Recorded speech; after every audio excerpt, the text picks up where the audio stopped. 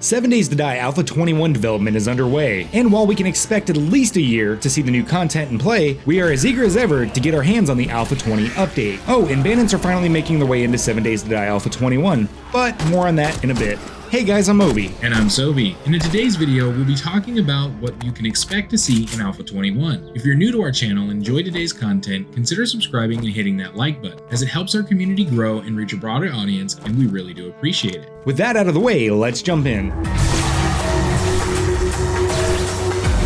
If you have played Alpha 20, then by now you should be familiar with the robotic drone. The drone in Alpha 20 acted as a personal assistant that would warn us with upcoming threats. Certain mods could be applied to give us extra light if needed, or even heal us if getting low on health. But the best part of our robotic friend was using it as a pack mule, allowing us to extend our trips when out scavenging and looting. It was announced in Alpha 20 that a gun mod would be added to the drone, but it never made its way into the game. And we should be expecting to see it in Alpha 21. Moving on from the drone, another Alpha 20 concept that was supposed to be already added to the game is the new wasteland/burnt biome. If you've been playing 7 Days to Die for a good while now, you're rather familiar with these two biomes. While once two distinct biomes, Alpha 20 was supposed to merge the two into one. That being said, the new burnt wasteland biome was supposed to have an environmental debuff via radiation, and you as a player would have to wear a specific radiation gear if you wish to play around in this new biome. Unfortunately, this never made it into the game. However, the burnt biome was removed from random gen maps. The mixing of the two biomes was supposed to help save on the game's resources and help with the overall performance.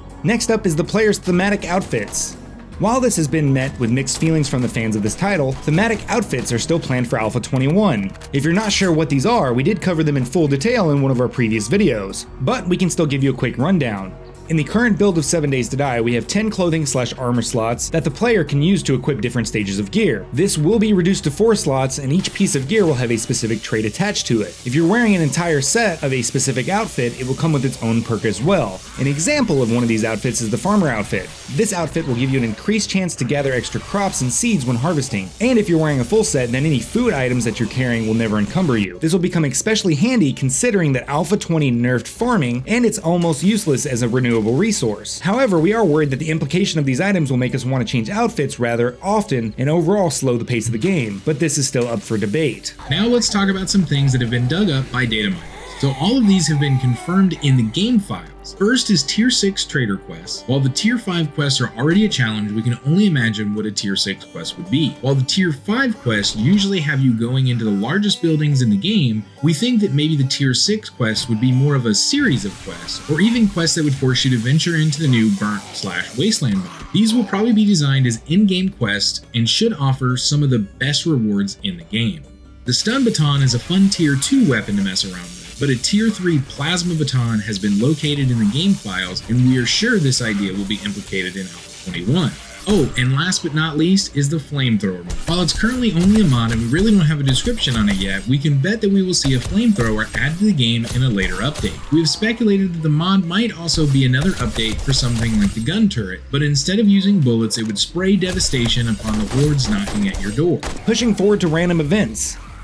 Digging through the 7 Days to Die forums, the Fun Pimps have stated that they will be implementing random events similar to the wandering hordes that are currently in the game. Some examples of these would be things like an infestation of screamers in a building, groups of bandits battling a horde of zombies, or even packs of dogs attacking an NPC. These will be spawned on your projected path as you're playing through the game. Let's talk about some quality of life changes. Traders will be getting an overhaul to inventory that will limit what type of items you can purchase based on your current game stage. This is to help with the pacing of the game and keep you from getting in-game items early on. The Fun Pimps are considering how the weapon crafting will work in this game as well. They are changing it so as you level up, you might have to recraft items to be able to get more value from your weapons. Something similar to this is already in place in the game. However, they want you to have the option to recraft weapons more frequently to get micro improvements that you might see from skill increases.